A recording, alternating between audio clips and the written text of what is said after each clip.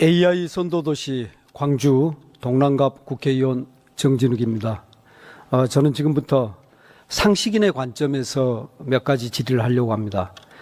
윤석열 정권 3년은 대한민국의 국가경제와 산업의 붕괴, 민주주의 파괴, 그리고 헌법 파괴의 시간이었습니다. 지난 3년을 잘 정리하고 글자 그대로 결산하지 않고는 대한민국의 내일은 없다고 생각합니다. 누가 봐도 명백한 윤석열 정권의 만행에도 불구하고 윤석열과 계엄을 옹호하고 윤 어게인을 외치는 세력이 존재하기 때문입니다. 오늘 예결위 결산에서 윤석열 정권의 결산을 다 할 수는 없지만 지난 3년 동안 윤석열 정권이 얼마나 무도하고 무능하고 무책임한 국가 운영을 했는지, 예산 운영을 했는지 그 일각은 들여다볼 수 있을 것 같습니다. 지난 3년 동안 대한민국의 국정 최고 책임자는 형식상 윤석열 대통령이었으나 실제 대통령은 김건희 씨였다는 것이 속속들이 드러나고 있습니다. 대통령실과 관료들 사이에서 윤석열은 V1, 김건희는 V2가 아니라 V1보다 높은 V0로 불렸습니다. 이건 가십거리가 아니라 국가의 최고 의사결정, 인사, 예산 운영과 관련된 심각한 사태입니다. 대통령실의 실세들은 대통령에 대한 보고서를 만들 때 김건희용을 한부도 인쇄하고 부처의 김건희의 인사 지시 등을 전달했습니다. 그러면 윤 대통령은 그때 대체 뭐하고 있었는가? 술을 먹고 있었습니다. 얼마나 먹었는가? 대통령 관저에 1톤 화물 탑차로 소주 맥주를 가득 담아서 매주 배달을 했다고 합니다. 이렇게 퍼마시고 제 시간에 출근했을 리가 없습니다. 한 언론이 지난해 11월 6일부터 12월 6일까지 순방 기간을 제외한 18일 동안 오전 9시 출근 시간을 체크했습니다. 그랬더니 출근 시간 9시를 지킨 날짜가 딱 이틀이었습니다. 그리고 최소 3차례는 가짜 출근 차량을 보낸 것으로 밝혀졌습니다. 지지율이 바닥을 치고 있었고 12월 3일 계엄을 준비하던 시기에 이렇게 행동한 것입니다. 다른 시기는 볼 것도 없습니다. 그런데 윤 어게인을 해서 무엇을 어떻게 하자는 것인지 묻지 않을 수 없습니다. 그러면 윤석열은 술을 먹고 있을 때 김건희는 무엇을 했는가? 국정에 개입하고 있었습니다. 그런데 불법 국정 개입자의 사고는 또 누가 장악하고 있었는가? 2023년 7월에서 9월 통화 내역이 밝혀졌습니다. 김건희 씨가 관상가이자 풍수지리사인 백모 씨와 13차례 총 4시간 26분 동안 통화했다는 보도가 있습니다. 이 시점은 해외 순방 직전이거나 그 기간입니다. 국가 의사결정이 역술과 풍수에 의해서 좌지우지 되었던 것입니다. 그 같은 3년 동안 나라가 이만큼이라도 버틴 것이 기적 아니겠습니까? 김건희 씨의 정부 인사와 예산에 대한 개입은 고난 없는 자의 범법행위입니다. 하루 종일 밝혀도 부족한 사례들 가운데 간략히 몇 가지만 말씀드리고 또 여쭤보겠습니다.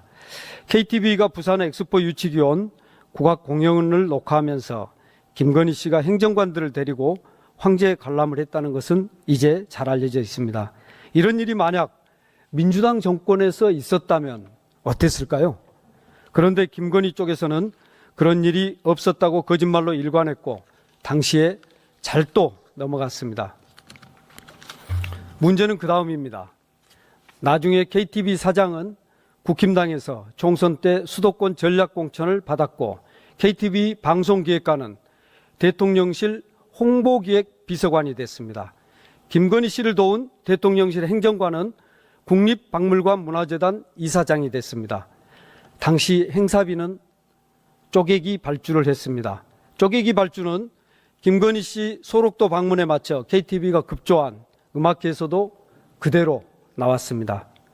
김건희 씨의 향기가 진하게 배어있다는 복지부 전국민 마음투자 지원 사업은 24년부터 28년까지 7천억 원에서 8천억 원 규모로 잡혀 있어서 예탈을 해야 했습니다.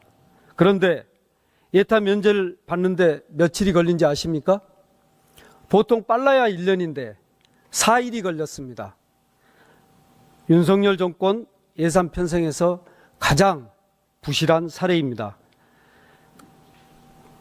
시간상 한 가지만 더 말씀드리겠습니다. 캄보디아에 대한 대협력기금 차관 지원 한도액이 기존 7억 달러에서 15억 달러로 대폭 증액된 것까지만 말씀드리겠습니다.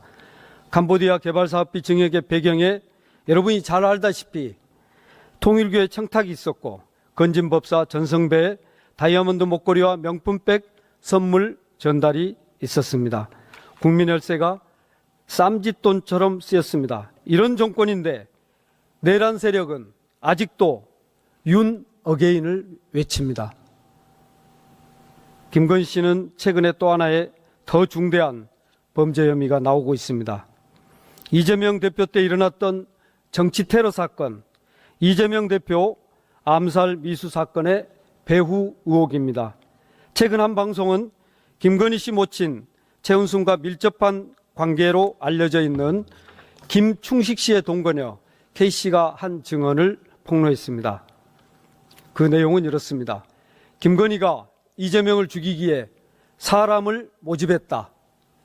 김건희 씨는 국정원장 법률특보인 김상민 특보를 경남 창원 의청구 국회의원이 되게 하기 위해서 발벗고 나선 바 있습니다. 이 김상민 특보라는 사람이 이재명 대표 암살 미수 사건에 대해 지난 4월 3일 보고서를 만들었는데 그 제목이 커터칼 암살 미수 사건입니다. 저기 야당 대표 커터칼 살인 미수 사건 테러 해당 여부 바로 저 자료입니다. 박선원 의원님 자료를 참고했습니다. 커터칼을 볼까요? 예, 여러분도 너무나 잘 알다시피 18cm 밑에 잘 가른 양날 칼입니다.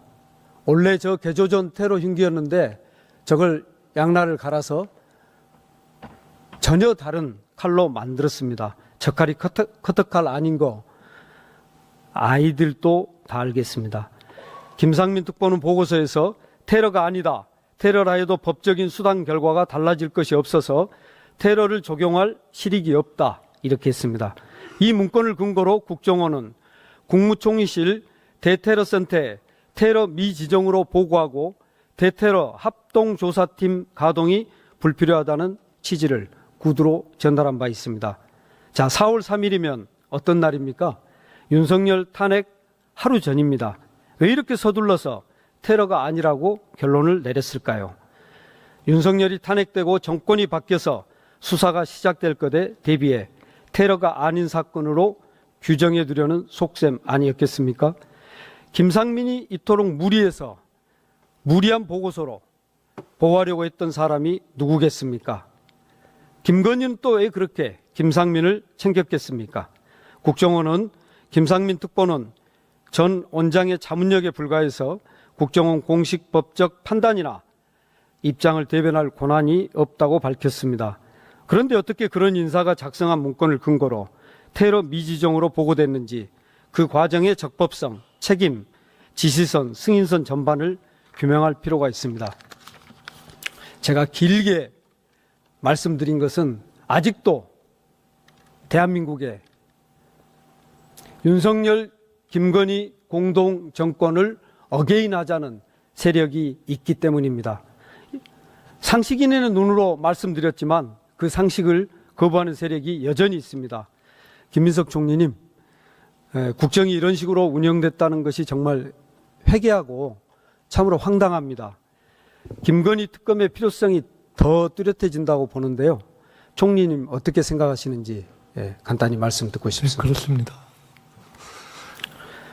말씀 주신 정치 테러 사건 관련해서는 그 부분이 충실하게 밝혀져야 된다라는 부분에 대해서는 전적으로 공감하고 있습니다. 예.